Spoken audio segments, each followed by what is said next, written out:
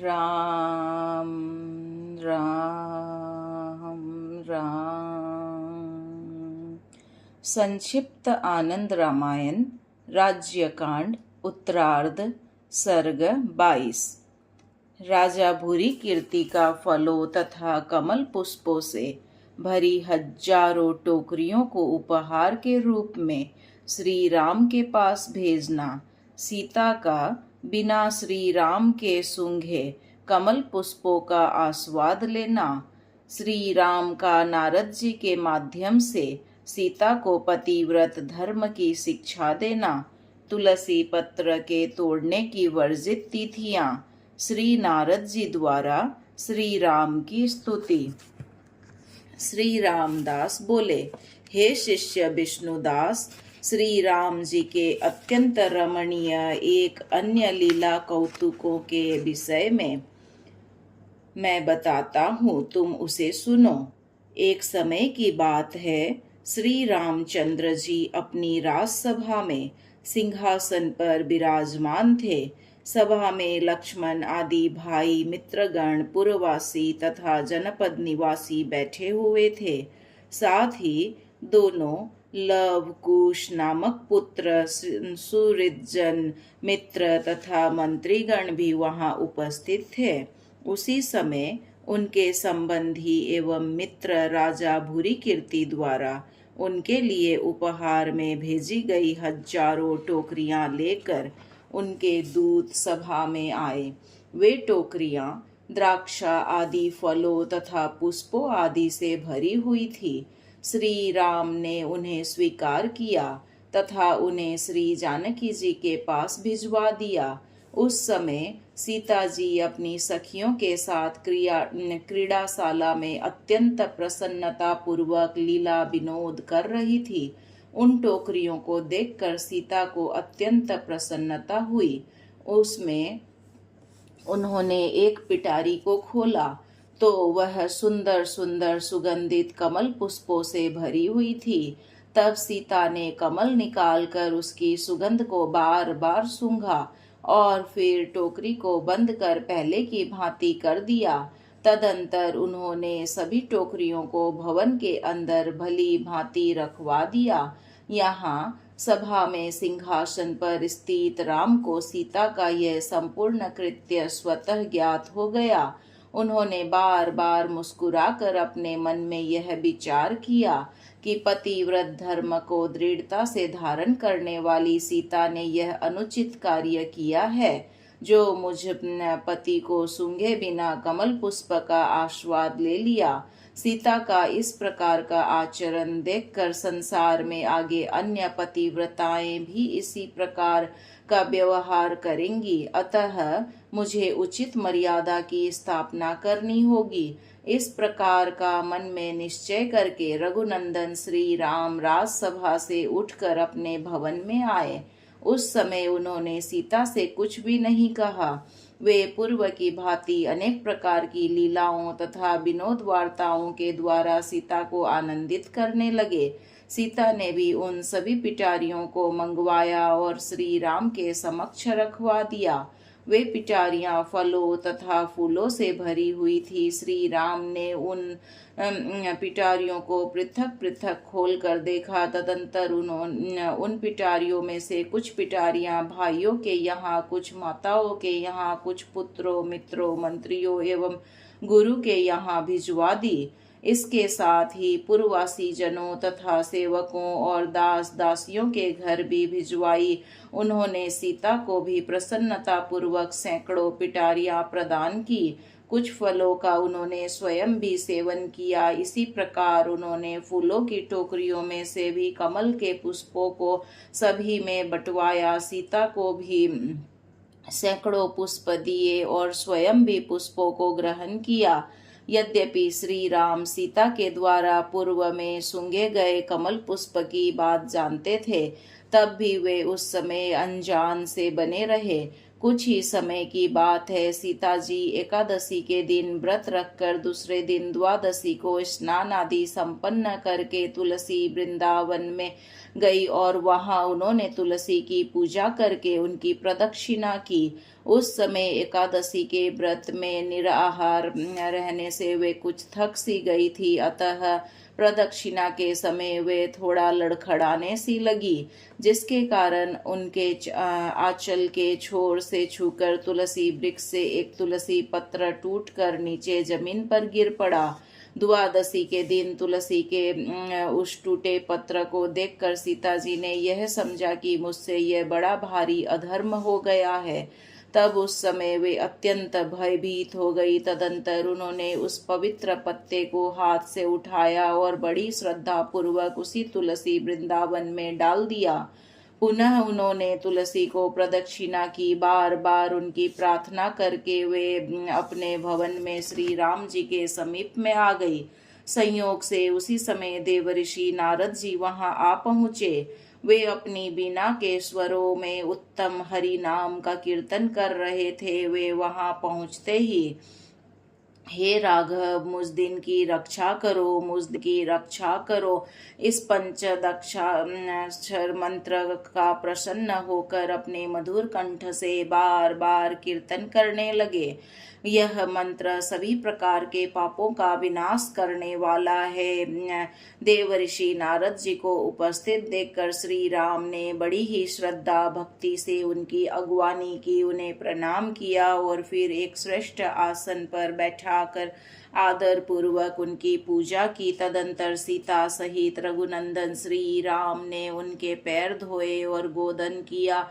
गंध, अक्षत, पुष्प, माला आदि उपचारों से उन मुनि श्रेष्ठ का पूजन किया। इसके अनंतर उनके समक्ष सुवर्ण के भोजन पात्र रखे और सीता से शीघ्र ही भोजन परोसने के लिए कहा। सीता भी कामधेनु से प्राप्त श्रेष्ठ अन्न आदि को शीघ्र ही मुनि के समक्ष स्थापित भोजन पात्रों में परोसने के लिए आगे बढ़ी। सीता को देखकर नारद जी राम जी से कहने लगे, हे कमल नयन श्री राम, हे रघुत्तम, आज मैं सीता जी द्वारा परोसे गए दिव्य अन्नों को ग्रहण नहीं करूंगा।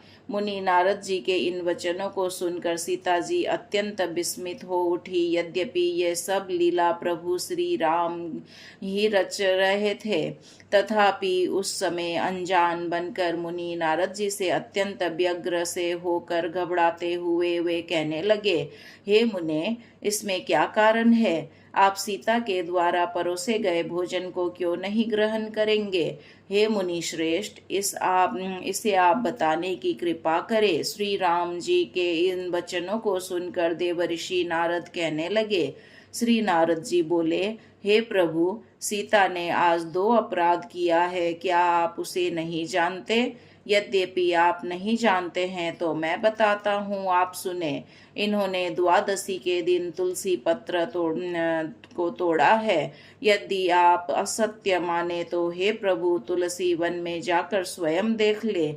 मैं शादी संक्रांतियों के दिन चतुर्दशी, द्वादशी, पात पर्वो दोनों संध्या कालों, शुक्रवार, मंगलवार, अपराह्न काल, सूर्य एवं चंद्र ग्रहण में, जनना शौच तथा मरना शौच में जो तुलसी पत्र तोड़ते हैं वे मानो भगवान के सिर का ही छेदन करते हैं।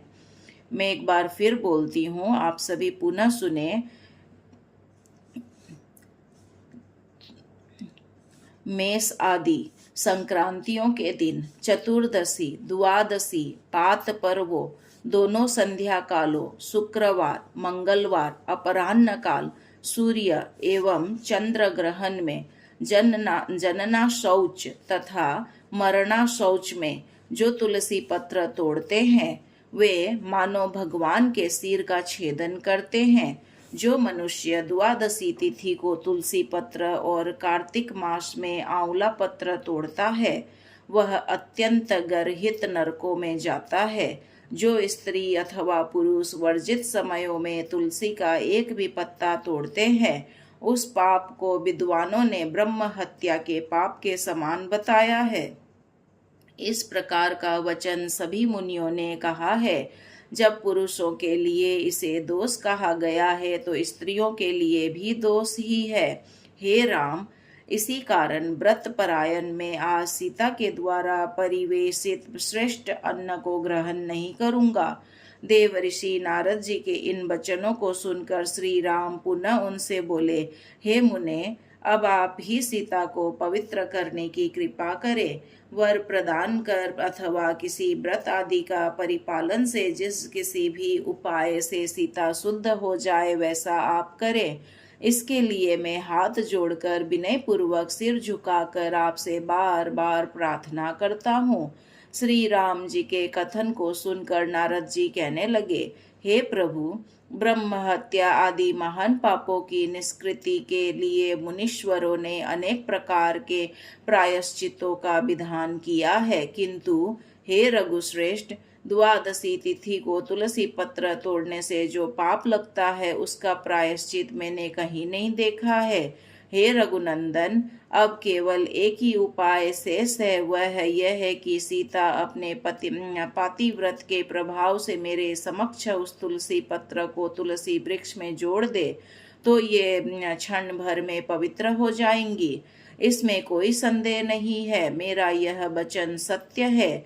देवर्षि नारद जी की ऐसी बात सुनकर श्री राम ने सीता जी की ओर देखा। तब सीता जी ने ब्रह्मा जी के श्रेष्ठ पुत्र श्री नारद जी से कहा, हे मुने, मैंने अपने पातिव्रत के प्रभाव से आपके समक्ष आज ही उस तुलसी पत्र को वृक्ष में जोड़ दूंगी। आप मेरा कौतुक देखें। ऐसा कहकर देवी सीता अन्न से भरा पात्र लेकर शीघ्र ही वापस रसोई में गई और वहां रख आई और फिर वे तुलसी वाटिका की ओर गई। देवर्षि नारद जी, श्री राम आदि भी वहां की ओर चल पड़े। उनके साथ ही उर्मिला आदि तथा कुश आदि पुत्रों की चंपिका आदि स्त्रियां भी गई। लक्ष्मण आदि भाई तथा कुश एवं लव आदि सभी ने वहां की ओर प्रस्थान किया। तुलसी वन में पहुंचकर उन सभी के माध्य में स्थित सीता जी ने बड़ी श्रद्धा भक्ति से तुलसी को प्रणाम किया। सीता जी ने प्रणाम करने के अनंतर तुलसी की प्रार्थना करते हुए कहा, हे सुशोभने, हे तुलसी, आज आप मेरी बात को सुने। यदि मेरा पातिव्रत का पवित्र बल मुझ में पर पूर्ण रूप से विद्यमान है तो आप में से टूटा हुआ यह तुलसी पत्र आप में पुनः जुड़ जाए। ऐसा कहकर जानकी जी जब अपने सामने गिरे हुए उस तुलसी पत्र को देखने लगी तो वह वृक्ष में नहीं जुड़ा। तब सीता अत्यंत दुखी हो गई और अत्यंत आश्चर्य में भी पड़ गई। उस समय उस कौतुक को देखने के लिए सभी देवता, गंधर्व, यक्ष, नाग, किन्नर, गुहक तथा ऋषि मुनि भी वहां उपस्थित हो गए। उस समय सीता को अत्यंत विषाद युक्त देखकर देवर्षि नारद जी सीता जी को एकांत स्थान में ले जाकर आदर पूर्वक समझाते हुए कहने लगे, हे सीते, पत्र वृक्ष में नहीं जुड़ा, इसमें जो कारण है उसे मैं बताता हूँ। पतिव्रता नारियों को चाहिए कि वे अपने पति के ग्रहण किए बिना पुष्प आदि सुगंध तक का भी कभी भी स्वयं पहले ग्रहण ना करे, किंतु आपने उस दिन श्री राम से पूर्व ही कमल पुष्प की गंध को स्वयं ग्रहण कर लिया था। श्री राम जी को यह बात ज्ञात थी, इसीलिए आज उन्होंने यह माया खेल रचा है। उन्हीं की इच्छा से आपके वस्त्र के छोर से लगकर तुलसी वृक्ष का वह पत्ता भूमि पर गिरा था। आपको इस बात को उपदिष्ट करने के लिए ही उन्होंने यह सब किया है। श्री राम जी के अंतर्भाव को समझकर ही मैंने आपके ऊपर दोषारोपण किया है। हे सीते, आप मुझे क्षमा कर दे। मुझ पर आप किंचित भी क्रोध ना करें। नारियों को इस प्रकार की पातिव्रत की शिक्षा प्रदान करने के लिए ही प्रभु ने आपके समक्ष यह माया दिखाई है। अगर वे ऐसा नहीं करते तो आपके द्वारा किए गए आचरण को आदर्श मानकर संसार की अन्य पतिव्रताएं भी बिना पति को अर्पण किए प्रसन्नता पूर्वक अनेक भोग पदार्थों को स्वयं पहले ग्रहण कर लेंगी। इस समय मेरी बात आप ध्यान से सुने। ताकि श्री राम के समक्ष ही तुलसी का वह पत्र वृक्ष में दृढ़ रूप से जुड़ जाए। आप पुनः उस तुलसी वन में जाएं और जो मैं कहता हूँ उसे इस प्रकार दोहराएं। पदम पुष्प की सुगंध सूंघने के अतिरिक्त यदि मेरा पातिव्रत सुरक्षित हो तो यह तुलसी पत्र तुलसी वृक्ष में जुड़ जाए, अन्यथा ना जुड़े। हे सीते, इस वचन के द्वारा वह तुलसी पत्र जुड़ जाएगा और क्षण भर में ही वह तुलसी का वृक्ष पूर्व की भांति हरा भरा हो जाएगा। अतः हे लक्ष्मी रूपी देवी सीते, शीघ्र ही वहां जाए, मन में कोई विषाद ना करे, मेरे कहे वचन का पालन करे। ऐसा कहकर सीता के साथ देवर्षि नारद उस तुलसी वृक्ष के समीप में गए। सीता ने देवी तुलसी को प्रणाम किया और सभी देवताओं तथा मुनि समुदाय के समक्ष ही उन सब के सुनते हुए तुलसी देवी से कहा, पद्म पुष्प की सुगंध सूंघने के अतिरिक्त यदि मेरा पातिव्रत सुरक्षित हो तो यह तुलसी पत्र तुलसी वृक्ष में जुड़ जाए, अन्यथा ना जुड़े। जानकी जी इतना कह ही रही थी कि क्षण में वह पत्र वृक्ष में जुड़ गया। तुलसी वृक्ष पूर्वत हरा भरा हो गया। इस बात को सभी देख रहे थे। उस समय देवताओं के और श्री राम के वाद्य बजने लगे। देवताओं की स्त्रियां विमान में स्थित होकर श्री जानकी जी तथा श्री राम के ऊपर पुष्पों की वर्षा करने लगी। ब्राह्मण लोग जय जयकार का घोष करने लगे। श्री राम ने सीता जी को हृदय से लगा लिया और अत्यंत प्रसन्न होकर कहने लगे, हे सीते, हे कमल नयनी, यह मैंने न केवल तुम्हें शिक्षा दी है अपितु समस्त नारियों को भी पातिव्रत धर्म का आदर्श बात बताई है कि स्त्रियों को सदा ही पातिव्रत धर्म का परिपालन करना चाहिए। हे सीते, मैंने तुम्हारे माध्यम से यह उपदेश दिया है। हे प्रिये, तुम तनिक भी विषाद ना करो। इस प्रकार से कहकर श्री राम जी ने देवी सीता को बार बार आश्वस्त किया और उन्हें अत्यंत प्रसन्न किया। तदंतर श्री राम ने सभी देवताओं का पूजन किया। इसके पश्चात जानकी जी ने नारद आदि सभी मुनिजनों को प्रसन्नता पूर्वक भोजन कराया। सभी ने उत्तम उत्तम व्यंजनों का सेवन किया और फिर तांबूल ग्रहण किया। इसके अनंतर देवर्षि नारद जी श्री राम की इस प्रकार स्तुति करने लगे, जो मुनिजनों के विश्राम स्थल है, अपने भक्तों के आश्रय है, हृदय आनंद प्रदान करने वाले हैं, सीता को सदैव प्रसन्न रखने वाले हैं, जो सत्य स्वरूप और सनातन है, जो राजा राम के नाम से प्रसिद्ध है, जिनके शरीर का वर्ण मेघ के समान श्याम आभा वाला है, विप्र पत्नियों ने जिनकी स्तुति की है, यमुना नदी द्वारा जो नमस्कृत है, योग माया रूपी निद्रा देवी जिनकी स्तुति करती रहती है, जो समस्त पृथ्वी के एकमात्र अधिपति है और जिन्होंने बड़े भारी 7 ताल वृक्षों को एक बाण मारकर गिरा दिया है, ऐसे श्री राम मैं सदा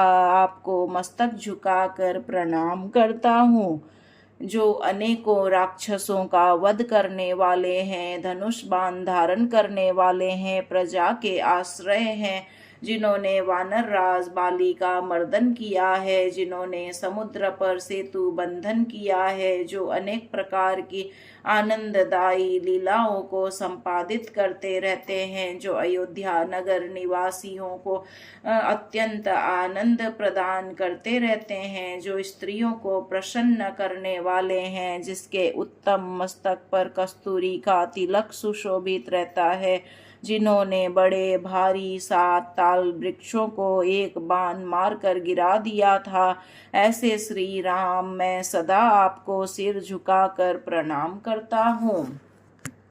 जो लक्ष्मी के पति है, संपूर्ण जगत के एकमात्र स्वामी है, श्रेष्ठ भक्तजन सदा जिनकी स्तुति किया करते हैं, जिनके बहुत से भक्त हैं, जो अपने भक्तों के हृदय की अभिलाषा को पूर्ण करते रहते हैं, जिनके नेत्र कमल के समान सुंदर और विशाल है, जो विदेह राज जनक की पुत्री सीता के वल्लभ और है और पृथ्वी की पुत्री सीता के स्वामी है, गुरु विश्वामित्र द्वारा प्राप्त शिक्षा से जिनका शील अति उत्तम हुआ है और जिन्होंने बड़े भारी 7 ताल वृक्षों को एक बाण मारकर गिरा दिया था, ऐसे श्री राम मैं सदा आपको मस्तक झुकाकर प्रणाम करता हूँ। जो सीता को आनंदित करने वाले हैं, संपूर्ण जगत के ईश्वर है, पृथ्वी को धारण करने वालों के स्वामी हैं, देवलोक के स्वामी हैं, शिलामयी अहिल्या का उद्धार करने वाले हैं, दशानन रावण का मर्दन करने वाले हैं, रावण के भाई विभीषण को लंका का राज्य प्रदान करने वाले हैं, जिन्होंने वानर राज सुग्रीव को किष्किंधा का राज्य प्रदान किया, वानरों के अधिपति सुग्रीव की भली भांति रक्षा करने वाले हैं और जिन्होंने बड़े भारी 7 ताल के वृक्षों को एक बाण मारकर गिरा दिया था, ऐसे श्री राम को मैं सदा आपको मस्तक झुकाकर प्रणाम करता हूँ। जो लक्ष्मी के स्वामी हैं, जगत के नाथ है, समस्त लोकों के स्वामी हैं, सभी राजाओं के नाथ है, ब्राह्मण असुर देवता पन्नग तथा गंधर्व आदि सभी के जो एकमात्र स्वामी है, धनुष तथा तर्कस लेकर जो संग्राम में विजय प्राप्त करने वाले हैं और जिन्होंने बड़े भारी 7 ताल के वृक्षों को एक बाण मारकर गिरा दिया था, ऐसे श्री राम को मैं आपको सदा सिर झुकाकर प्रणाम करता हूँ। जो शिव स्वरूप है, जो जगत के नाथ है, जम्बू द्वीप के जो अधिपति है, संपूर्ण लोक जिनकी वंदना किया करता है, महर्षि वाल्मीकि द्वारा जो स्तुत होते हैं, प्रसन्न सीता द्वारा जो लालित होते हैं, जो वाणी के अधिपति हैं, संपूर्ण पृथ्वी के ईश्वर है, जो समस्त पृथ्वी के भार को हरण करने वाले हैं, बड़े बड़े योगी जन जिनको सदा प्रणाम किया करते हैं, जो जगत के रक्षक हैं और जिन्होंने बड़े भारी 7 ताल के वृक्षों को एक ही बाण में मार कर गिरा दिया था, ऐसे श्री राम मैं आपको सदा मस्तक झुकाकर प्रणाम करता हूँ। जो चित्त स्वरूप है, बड़े बड़े पराक्रमी राजाओं को जो जीत लेने वाले हैं, इंद्र आदि दिक्पालों से तथा श्रेष्ठ राजाओं द्वारा वंदित है, 7 द्वीपों तथा भारत आदि 9 वर्षों में निवास करने वाली स्त्रियों के द्वारा निराजित है, जो पृथ्वी के पालक है, अनेकों राजाओं द्वारा भेंट आदि उपहारों से प्रसन्न किए जाने वाले हैं और जिन्होंने बड़े भारी 7 ताल के वृक्षों को एक ही बाण में मारकर गिरा दिया था, ऐसे श्री राम मैं आपको सदा मस्तक झुकाकर प्रणाम करता हूँ।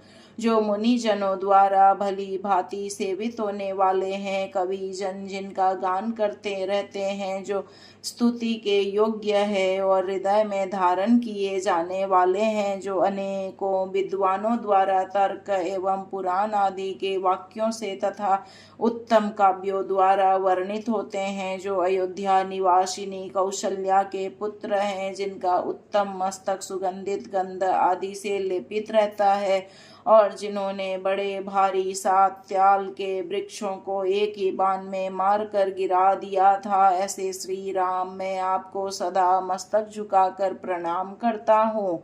एकमात्र राजा है, नवीन जलद के समान जिनका उत्तम नील वर्ण है, जो राजा दशरथ के श्रेष्ठ पुत्र है, काल के भी काल स्वरूप है, जो सीता के वल्लभ है, सुंदर कमल के समान जिनके नेत्र है, मंत्री सुमंत्र को जो काल से मुक्त करने वाले हैं, श्री सीता जी के पति को कमल पुष्प दिए बिना पहले स्वयं सुगंध का आस्वाद लेने पर जो सीता जी को पातिव्रत नारी धर्म की शिक्षा प्रदान करने वाले हैं, और जिन्होंने बड़े भारी 7 ताल के वृक्षों को एक ही बाण में मारकर गिरा दिया था, ऐसे श्री राम मैं आपको सदा मस्तक झुकाकर प्रणाम करता हूँ। देव ऋषि नारद जी ने कहा, हे राजन, मैंने अपनी बुद्धि के सामर्थ्य अनुसार 9 श्लोकों के इस रमणीय नवक के द्वारा आपकी स्तुति की है। यह 9 श्लोकों का नवक स्तोत्र संसार के सभी पापों का विनाश करने वाला अत्यंत श्रेष्ठ और अपूर्व है। हे राघव, यह 9 श्लोकों वाला स्तोत्र श्रद्धा भक्ति पूर्वक पाठ करने से मनुष्यों को स्त्री पुत्र पौत्र अन्न आदि को प्रदान करने वाला तथा क्षेम प्रदान करने वाला होगा। साथ ही यह हम सभी को भी उत्तम वर प्रदान करने वाला होगा। बड़े भारी 7 ताल के वृक्षों को एक ही बाण मारकर गिरा देने वाला हे श्री राम, मैं मस्तक झुकाकर सदा आपको प्रणाम करता हूँ। श्री रामदास बोले, हे शिष्य विष्णुदास, लक्ष्मी के पति भक्त वत्सल राघवेंद्र श्री राम जी की इस प्रकार स्तुति करने के अनंतर देवर्षि नारद ने उन्हें प्रणाम किया और प्रभु की आज्ञा प्राप्त कर वे बड़ी प्रसन्नता पूर्वक वहां से विदा हुए। सभी देवता तथा मुनिगण भी अपने अपने स्थानों को चले गए। हे शिष्य, इस प्रकार से नर रूपधारी श्री राम ने अवतार धारण कर जगत में अनेक प्रकार की चित्र विचित्र लीलाओं को संपन्न किया। हे द्विजोत्तम, उन सभी का विस्तृत वर्णन करने में कौन समर्थ हो सकता है। उन लीला चरित्रों से श्री राम जी की कृपा से मुझे जिन लीलाओं का स्मरण हुआ है, हे शिष्य, श्री राघव के कृपा प्रसाद से उन्हें मैं तुम्हारे समक्ष कह रहा हूँ। सर्ग 22 यहाँ संपूर्ण हुआ। श्रीमन्नारायण नारायण नारायण, भजमन हरि नारायण नारायण नारायण, बोलो हरि नारायण नारायण नारायण।